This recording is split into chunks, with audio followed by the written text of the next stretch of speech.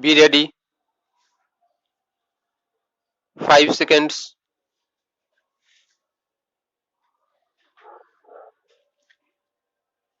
Start. Mr. Deputy Speaker, Sir, a discussion on the budget presented by our youthful Honorable Prime Minister is in progress in the House. I rise to present some views and certain suggestions in support of it. 76% people in this country, and particularly the rural people, have welcomed the budget wholeheartedly. On the one hand, this budget would accelerate the pace of development, strengthening the economy, and on the other, it is hoped that there will be a far-reaching consequence for agriculture and industrial development.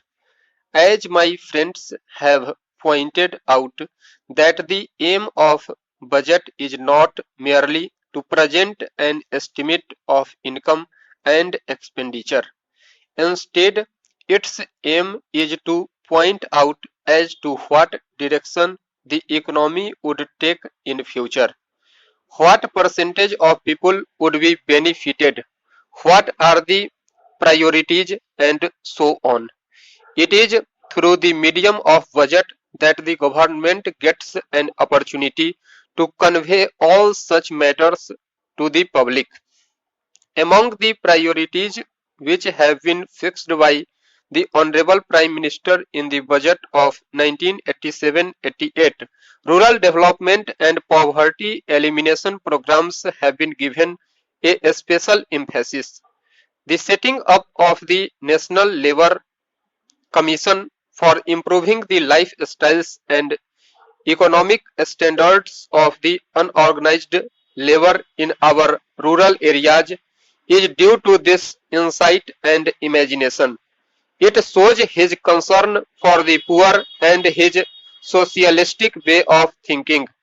According to an estimate of a national newspaper, about 20 crores of people fall in the category of agricultural labor and to whom the basic necessities of life, that is food, clothing and shelter, are not available even today, and they must get these facilities on a priority basis.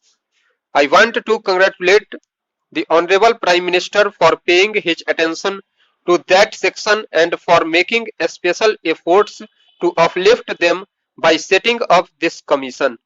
This work should be done properly, surveys should be conducted, and proper directions should be given for implementing the various socio-economic programs in the rural areas. It would not be correct to think that we would achieve success by merely setting up a commission. Similarly, rupees 200 crores have been earmarked in the budget for poverty alleviation programs like IRDP, NREP. 2 points are clear from this. The young educated people in the rural areas are going to get employment new. The integrated rural development program might help in this direction, and in the sixth 5-year plan and seventh 5-year plan, about 2 crores of people have been benefited under this program, which no one can deny. Rupees 310 crores have been allocated under IRDP, rupees 780 crores under NREP, and rupees 725 crores under RLEGP for the next year. It would enable 40 lakh people to get employment under IRDP. Under NREP, more than 750 crores of mandates will be created. It is in itself an ambitious project. I have been the good results of it in the rural areas of my own constituency. The unemployed people in these areas have got employment. Agricultural laborers have got employment. When earlier people used to get work for 3 months or for 6 months in a year and earned only rupees 4 per day. Nowadays, they get employment more frequently and earn rupees 10 per day as wages. The earnings have increased. Secondly, an important proposal has been made in regard to the housing schemes, and I would like to praise the Honorable Minister for it. Highest priorities has been given to the housing schemes in both rural and urban areas, for which I want to congratulate the Honorable Prime Minister on behalf of crores of people of this country. It has been lauded in all the national newspapers and in regional language newspapers as well.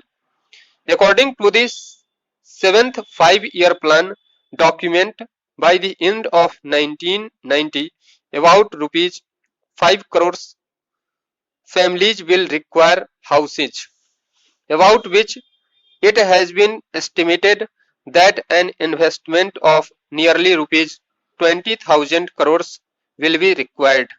Keeping this in view, the and through coordinated efforts of the National Buildings Organization, Housing Development Finance Corporation and other nationalized housing banks, we should ensure that the benefits of the scheme reach the lower income groups in the districts and to those who want to build houses privately or through cooperative societies. Hence, it is a very good scheme and we would be successful in the construction sector in the future years. It would generate employment and the connected industries like steel, cement, energy, coal and power, which form the country's infrastructure, will also prosper. Therefore, the allocation of rupees 100 crores for National Housing Bank should be increased to rupees 1000 crores so that an ambitious project like this does not suffer. National Buildings Organization has developed some very good house plans, but the designs are not easily available to the cooperative societies in the districts. Stop.